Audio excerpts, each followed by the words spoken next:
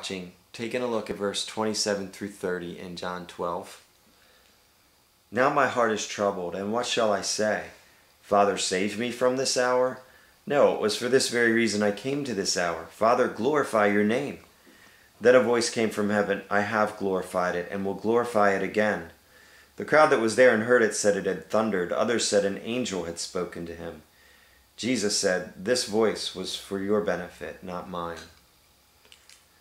I can remember watching Superman movies, and it always frustrated me that he would keep his identity hidden from Lois. I think it was Lois, and his other friends and whatnot. It complicated his life so much, and it would be pretty cool if Lois, could know who he was. But he wanted to protect those he cared about from the villains, and also I think he wanted to have a normal life. Love complicates our lives if we want the real thing, and love complicates God's life to the degree that his life can be complicated, and that as a lover he doesn't want to just bowl us over with massive displays of his power that are miraculous every minute.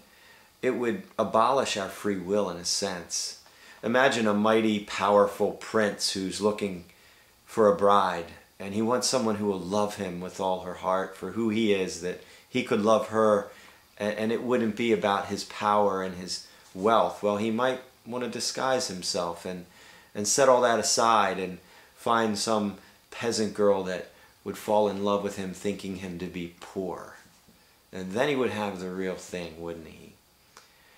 So we see a miracle here where you just think, God, is that the best you could do here?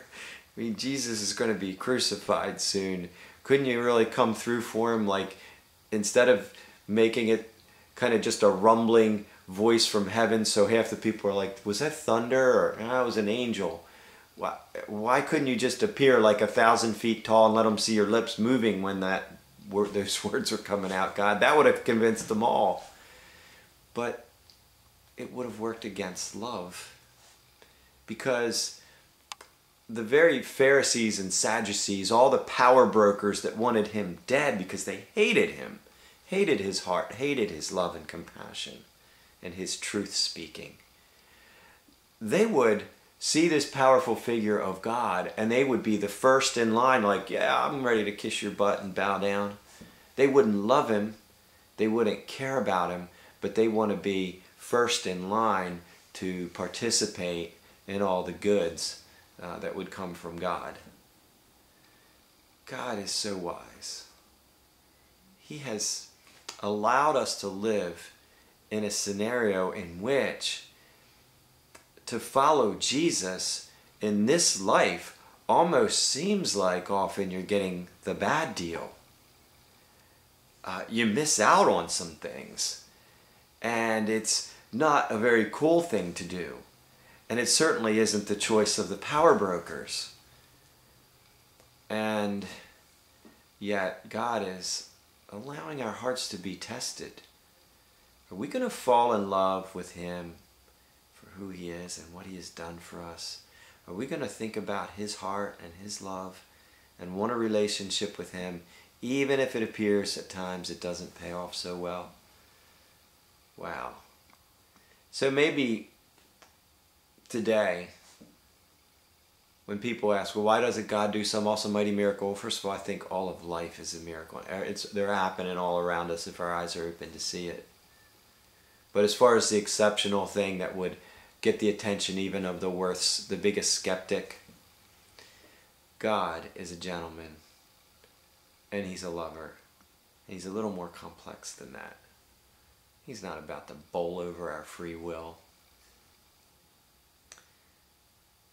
We have an opportunity to choose to love him back. He loved us enough to bleed for us on the cross, being mocked, while in a sense we were his enemies, because we're all rebels at heart. So if you haven't done it yet, put down your arms, take your fist out of his face, know that he loves you, and he's prepared a way for you to be with him forever in his kingdom. if you will receive his gift of eternal life through faith in Jesus Christ. Put down your arms. Stop the battle.